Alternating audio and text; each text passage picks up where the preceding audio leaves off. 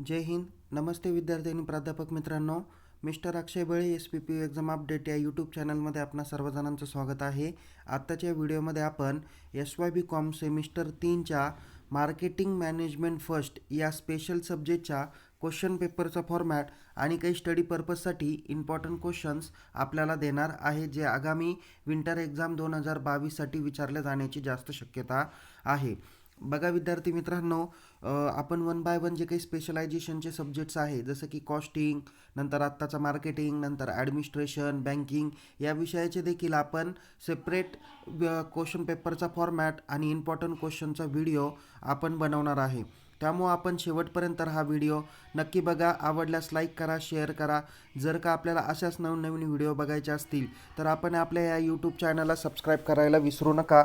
तसेच अधिक माहितीसाठी टेलिग्राम चॅनलमध्ये देखील आपण सहभागी होऊ शकता. लिंक डिस्क्रिप्शन बॉक्समध्ये देण्यात आलेली आहे. चला तर मग सगळ्यात अगोदर आपण बघूया की क्वेश्चन पेपरचा फॉर्मॅट येणाऱ्या आगामी एक्झामसाठी कोणता असणार आहे.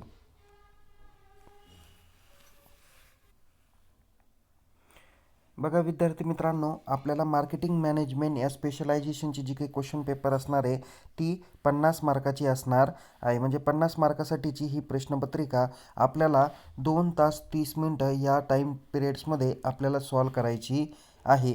यामध्ये बघा, टोटल विद्यापीठाचा जो काही पेपर असणार आहे हा 50 मार्काचाच असणार आहे.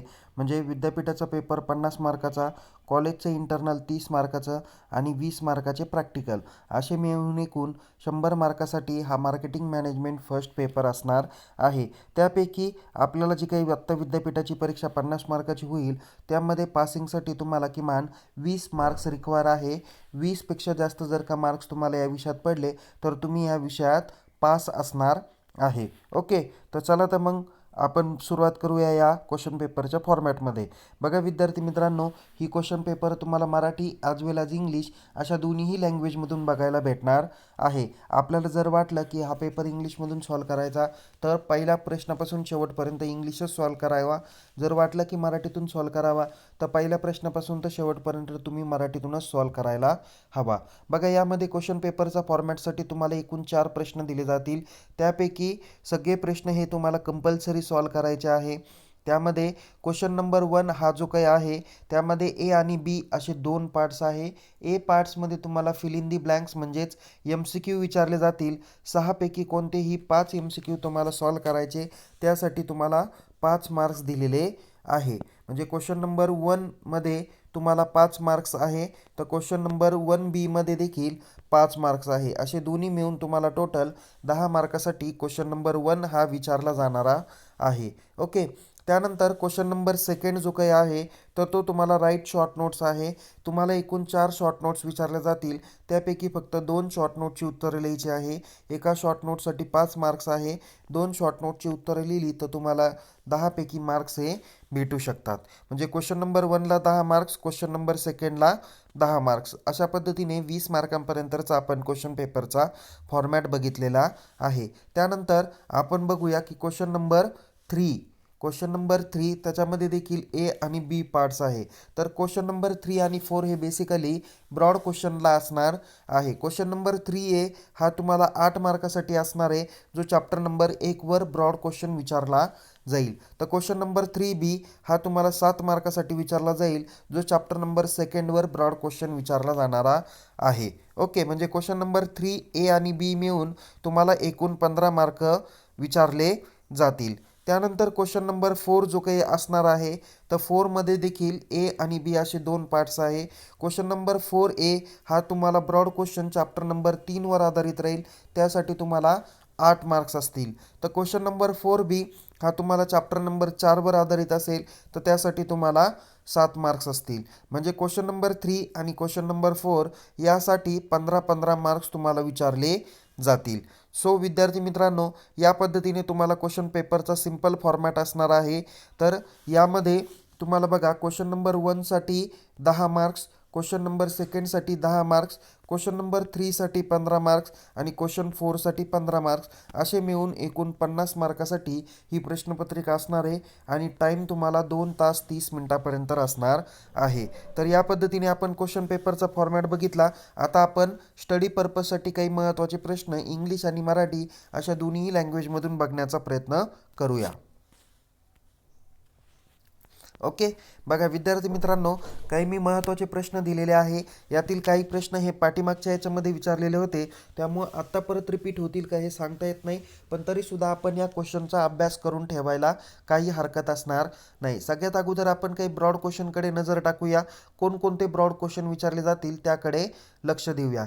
बघा, पहिला जो काही महत्त्वाचा ब्रॉड क्वेश्चन आहे तो म्हणजे define the term of marketing management, explain it's nature and scope. Okay, so विपणन व्यवस्थापन म्हणजे काय, विपणन व्यवस्थापनाचे स्वरूप आणि व्याप्ती सविस्तर स्पष्ट करा. अशा पद्धतीचा क्वेश्चन नंबर 1 हा विचारला जाऊ शकतो 3A मध्ये. त्याच्यानंतर त्यालाच अनुसरून तुम्हाला हे 2 प्रश्न दिलेले आहे, ते म्हणजे की मार्केटिंग मॅनेजमेंट प्रोसेस आणि फंक्शन्स ऑफ मार्केटिंग मॅनेजमेंट. तर त्याच्यामध्ये पाठीमागच्या याच्यापैकी काही तर प्रश्न तुम्हाला शॉर्ट नोट्सलाही विचारले जातील, तर काही ब्रॉड क्वेश्चनलाही विचारले जातील. म्हणून तुम्ही हे पहिले 3 प्रश्न कंपल्सरी करूनच ठेवा, जे शॉर्ट नोट्स किंवा ब्रॉड क्वेश्चनला कुठे ना कुठेतरी विचारले जातील. ओके, म्हणजे मार्केटिंग मॅनेजमेंट प्रोसेस म्हणजेच काय, तर विपणन व्यवस्थापनाची प्रक्रिया सविस्तर स्पष्ट करा. असा देखील प्रश्न क्वेश्चन नंबर 3A मध्ये विचारण्याची शक्यता आहे. त्यानंतर explain the functions of marketing management, विपणन व्यवस्थापनाची विविध कार्य सविस्तर स्पष्ट करा. त्यानंतर प्रश्न क्रमांक 4 आहे प्रॉब्लेम्स ऑफ मार्केटिंग मॅनेजमेंट. हा जनरली शॉर्ट नोट्सला विचारण्याची शक्यता आहे, पण तरीसुद्धा मी ब्रॉड क्वेश्चनकडेच इकडे दिलेला आहे की विपणन व्यवस्थापन म्हणजे काय, विपणन व्यवस्थापनाच्या समस्या स्पष्ट करा, असा पण प्रश्न असू शकतो. ओके, हे झाले चॅप्टर नंबर 1 वर आधारित प्रश्न. चॅप्टर नंबर 2 कडे वळूया. त्याच्यामधला महत्त्वाचा प्रश्न तो म्हणजे define the term of marketing strategy, explain it's significance किंवा इम्पॉर्टन्स. विपणन व्यूहरचना म्हणजे काय ते सांगून त्याचे महत्त्व सविस्तर स्पष्ट करा. असा देखील प्रश्न तुम्हाला क्वेश्चन नंबर 3B मध्ये विचारण्याची शक्यता आहे. त्यानंतर प्रश्न क्रमांक 6 आहे टाईप्स ऑफ मार्केटिंग स्ट्रॅटेजी, विपणन व्यूहरचनेचे प्रकार स्पष्ट करा. 7 नंबरचा प्रश्न मला महत्त्वाचा वाटतो तो म्हणजे फॅक्टर्स इन्फ्लुएन्सिंग कन्झ्युमर बिहेवियर, ग्राहक वर्तवणुकीचे निर्णायक घटक स्पष्ट करा.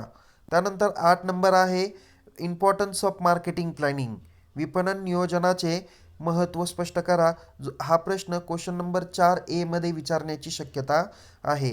त्यालाच अनुसरून दुसरा प्रश्न आहे explain the steps in marketing planning process, विपणनात नियोजनाच्या पायऱ्या किंवा टप्पे स्पष्ट करा.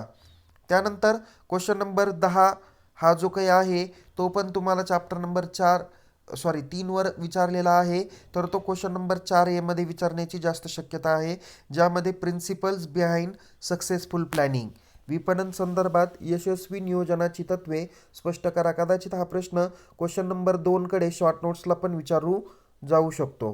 त्यानंतर क्वेश्चन नंबर 11 आहे concentrate to effective marketing planning, किंवा ज्याला आपण बॅरियर्ससुद्धा म्हणू शकतो, barriers to effective marketing planning म्हणजे कार्यक्षम विपणन नियोजनातील पुढील अडथळे स्पष्ट करा, किंवा कोणकोणते अडथळे तुम्हाला मार्केटिंग प्लॅनिंग करताना म्हणजे विपणन नियोजन करताना येतात, तर ते तुम्ही सविस्तर स्पष्ट करा. असा प्रश्नसुद्धा विचारला जाऊ शकतो. चॅप्टर नंबर 4 कडे वळा.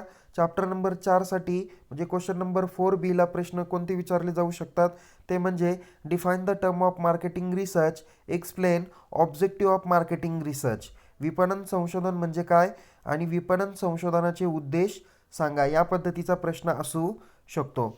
नेक्स्ट आहे मार्केटिंग रिसर्च प्रोसिजर, म्हणजे याला पण प्रश्न असू शकतो की define the term of marketing research, explain the procedure of marketing research, विपणन संशोधनातील प्रक्रिया स्पष्ट करा. असा प्रश्न क्रमांक 4B मध्ये विचारण्याची शक्यता आहे. आता आपण टॉपिक वाईज शॉर्ट नोट्सकडे वळूया.